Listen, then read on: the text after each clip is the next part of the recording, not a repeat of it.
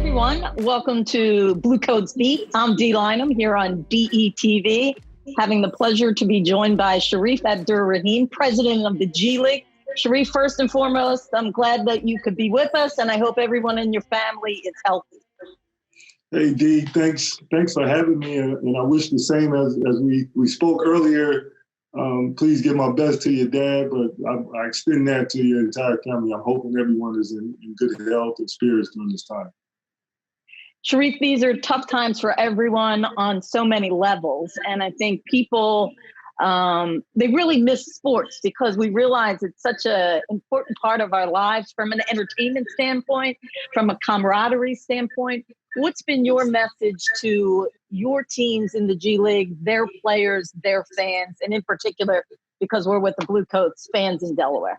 Yeah, well, I think we say the same. We miss being out there as well. When we suspended, we were right at the end of our regular season, heading into our playoffs. So things were really picking up and getting intense, and we were looking forward to a really spiritual playoffs. And I think the thing in the message we try to share, one is first and foremost to be safe and healthy, that we're doing what we need to do as a community to just make sure everyone is healthy and safe, and we put that first. And we look forward to being out and being back with our communities as soon as we can. I think that's the best part about all of this is just the community connection that you miss. And folks in Delaware pulling for their teams, the folks in Long Island and and Atlanta, everywhere, just the different communities pulling together and being able to be together. That's such a strong part of the G League, is that really intimate feel that our games and our teams have. Shareef, you guys have made some big news during this pandemic because some of these high school kids, top-notch level talent, have committed to your league. It's a first. It's a new, exciting kind of development. Tell me what you can about the program. I know you spend a lot of time with people that work for you getting this in place and figuring out how best to do this. What does it look like for those kids and your league starting next season? Yeah, well, it's something that's kind of been a while coming now. We've been working at it and having in place the program, the professional path program, since 2018. And during that time, we've just been out educating people about what we offer with the G League. And we think it's a great opportunity for the high school players that are tracking towards the NBA, that are looking for an alternative route. So to date, we've signed 4 high school age players: Jalen Green, Isaiah Todd, Dacian Nixon. And then just recently today, we announced Kai Soto. Kai is a Filipino-born player. He's here in the States the last year, starting to work and develop, and he's going to join us as well. And we're excited to have them. We think it's a great opportunity for them to start their professional career and be introduced to the NBA family and NBA way of playing. And we think it's exciting for all of our teams. A lot of, to your point, a lot of attention around the G League, a lot of attention around our teams, and they'll play in our league. They'll play possibly against Delaware, and I think that will bring a lot of excitement to our league as well. Shareef, is there a number that you have to cap at how many you can accept in this first year? Yeah, we could take with this team. The idea and the structure of the team is really for the team to have a mix similar to our G League teams that will have two-way players and young assignment players from the NBA team mixed with more veteran G League players.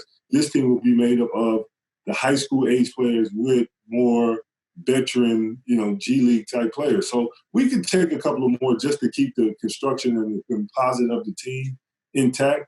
But we're set, where we are with the 4 players. I think we feel really good about them. Shareef, I know the whole purpose, and I'll move on from this after this question, but is to get these guys ready for the NBA, which they would then become available for the NBA draft the following year. What exactly, because you've been in the NBA, you're now running a league, what are the essentials that you want to make sure they leave their year with? Well, I think first and foremost, just to start getting an understanding of the work ethic, and what it takes to be a professional basketball player. So, I mean, they'll be coached by NBA quality head coaches from the NBA, NBA staff, but, start understanding NBA terminology and the way the NBA game is played. I think our game is different from if a player went overseas or, even the college game. So start to understand that the physicality and the pace. The pace of our game is really different. And then we provide, a whole comprehensive system of, off-court and professional development. So all of that to start really on-court preparedness and off-court of professional life that they can start getting acclimated. And we think that they'll start their NBA career with a leg up. Mm-hmm. All right. How are we in terms of the league? You have 28 G League teams. There are 30 NBA teams. So Denver and Portland are the two that don't have an affiliate. How are they closer to having that?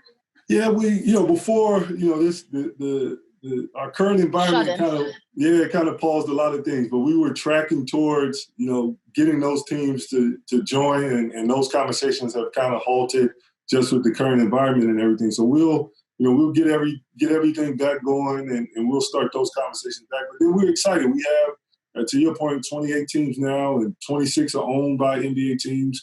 The other two are operated. But then next year we'll launch our Mexico City team with the Capitanes, which is really exciting. The G League will be the first North American sports league to have a team in Mexico City, which is, history. Is groundbreaking. So we're excited about that. We're excited about having the Capitanes and to be a part of basketball development, not only in Mexico City, but throughout Latin America is really exciting. That team will have, similar to the select team, they'll be constructed differently in that they'll have, a host of players that are native Latin American players.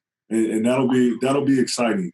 And then we'll have our team of our young players. So in actuality, next year we expect to have 30 teams.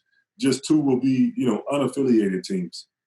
A little different. I'm curious, do they become, and I'm specifically talking about Mexico City, is that like a travel team? So they'll be coming through G League cities, or some of your teams will also go down to Mexico City?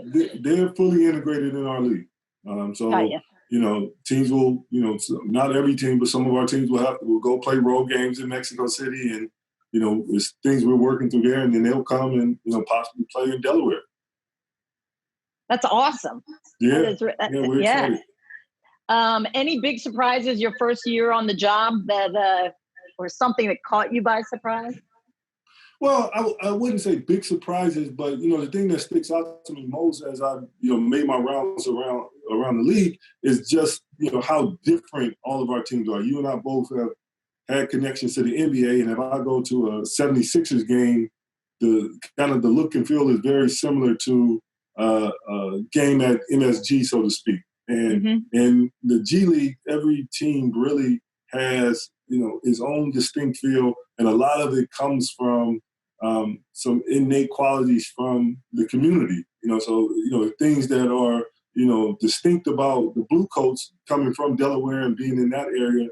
Likewise, you take the Texas Legends, they're totally different than any other team we have. So that's probably been, the biggest eye-opener, but I think it's a positive for our league and for our communities. Shareef, the 76ers Fieldhouse, it's a great venue, and there's been other organizations that have also had those kind of arenas built or playing in something similar. The venues and the 76ers Fieldhouse in particular, how important is that for your league to have those kind of places that teams play? It's extremely important. To your point, we've had a number of teams over the last number of years kind of pull together and get these kind of new facilities.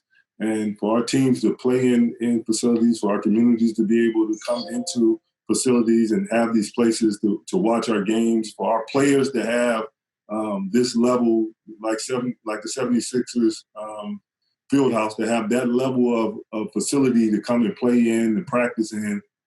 It shows the growth in our league. It shows the commitment from the NBA teams. Many of them are community assets, so it shows the commitment from the communities, and just how our league is increasing. The other thing I'll say is that in a lot of cases, as it is with the 76ers Fieldhouse, is that these are community facilities where it's not just a facility where the Blue Coats play, but now you have other community activities that come in and are part of it. So I think it really brings in the overall experience of and purpose of the facilities and our teams as being community assets. Shareef, is it fair to say then that you feel strongly that your league is thriving and is actually doing a lot of things trending upwards? Yeah, we are. We're doing a lot of things the right way. We have things we have to continue to get better at, but there's a lot. Throughout this season, 50% of NBA players had G League experience. You look last year, the Toronto Raptors head coach Nick Nurse, world champion, former G League coach. 80% of our officials now in the NBA now have G League ties. So there's a lot to point to. Again, 26 of our G League teams are owned by NBA teams. All our teams are operated by NBA teams. So just all of that connection, the news we're making with the young players coming into our league, a lot of positives. Obviously, with the current environment, we have challenges like every other business and every other sports league right now. But we'll get through those challenges. We'll come back and we'll play basketball. We'll be engaged with our communities, and we're excited. We're looking forward to it. I think bright days are really ahead for the G League. And Shareef, my last thing, did you ever imagine you'd be like president of a league like you are?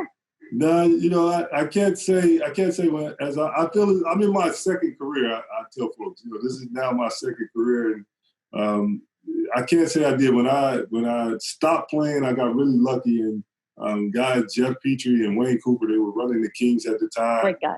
Yeah, and Philadelphia guy, Jeff is. And, he asked me to stay around to help with the Kings. And I thought I'd do that a year or two and, take off and go do something else. And, really created an opportunity, one, for me to learn and keep growing personally. But I feel as though I'm now borrowing from, things I've learned along the way as a player, coaching, working, on the team side, working at the league, and I have, a lot I feel like I can give back to our players and to our league just from all those experiences. So it's one, fulfilling and me continuing to learn, but also rewarding, I think, in that I can contribute. Shareef, I do appreciate the time, and I know you gave a shout out to my dad. I also want to congratulate you. Your son's a heck of a player. I know he's made his college commitment, so I'm going to be watching him as well. So congratulations on that. Thank you. All right. Thank you. Thanks for taking the time out of your day. Stay safe, stay healthy, and we appreciate you being on the Blue Cougs beat here on DETV. Take care. Oh, thank you. Thank you, Dee. You take care too.